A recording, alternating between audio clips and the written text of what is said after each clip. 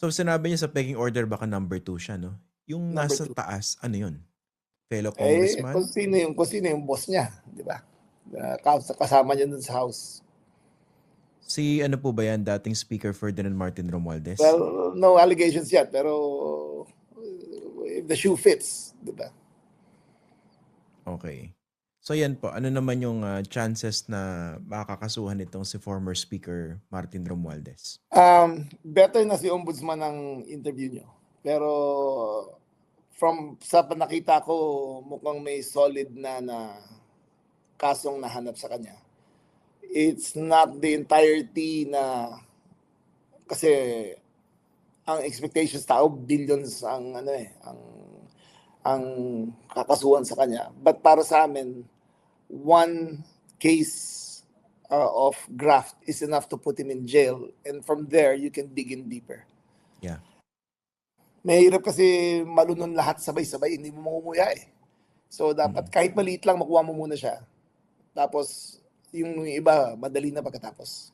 Oo nga. Tsaka pag masyadong naging ambitious yung pagkakaso, baka malusutan pa. Yan, yun yung nangyari nung pag-file nila ng plunder noong 2014. Yung sa pork barrel scam. O sa pork barrel scam. Masyadong ambitious at haphazard ang pagka-file.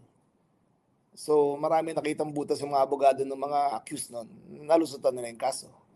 Pero So in dito, this case, talagang sisigurado ni Boying ng ombudsman na very thorough ang investigation.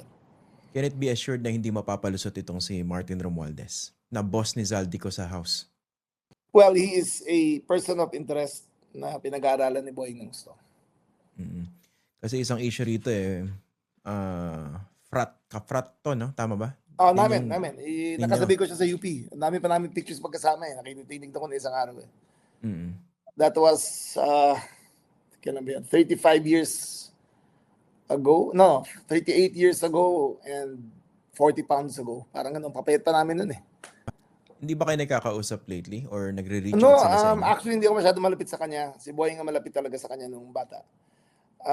Mas matanda sa akin si Martin ng 2 years of paternity. So, we were in the council together, pero we were never really close-knit.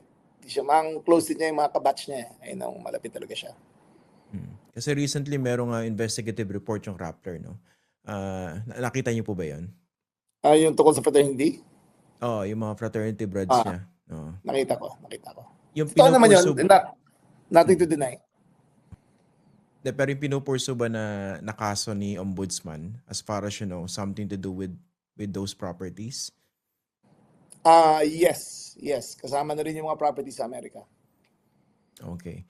So kasi ano bang basa nyo rito? Na isang observation is mawawala ng credibility itong kampanya ng Pangulo, yung pagpapanagot sa mga may kinalaman sa flood control scam, kung yung pinakamalaking isda na nakikita ng marami, the Speaker of the House ay makalulusot. Do you agree with that? I agree with that. I totally agree. I agree that dapat may paglalagyan yung mga taong ginawang injustice sa mga Pilipino na ganyan.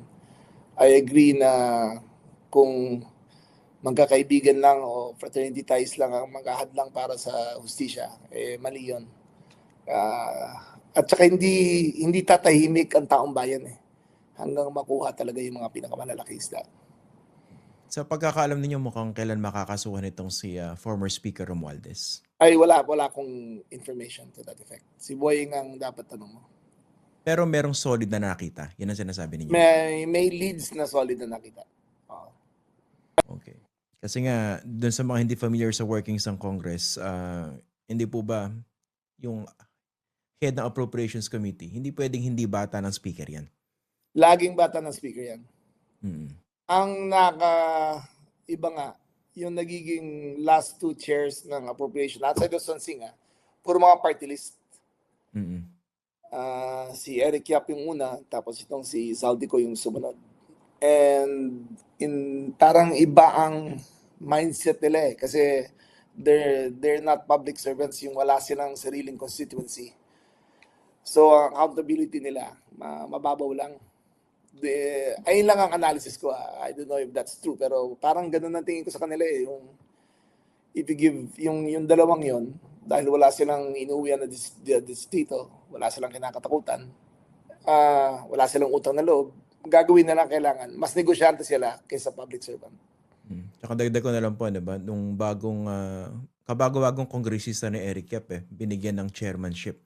Tapos Agad. appropriations, di ba? Yun ang isa Appropriation. nakakagulat dun Oo, nakakagulat yun. Usually First binibigyan termer. sa mga veterano, di ba? Tama. At saka yung veterano kasi alam nila paano maghimay. Alam nila yan. Yung ginawa mong negosyante, ang first termer, negosyante yan, tapos first termer, talagang rock netting ang makukuha natin dyan. Na times 4 ang presyo. Na isang ulan lang, kagad. Isang bagyo lang, landslide kagad.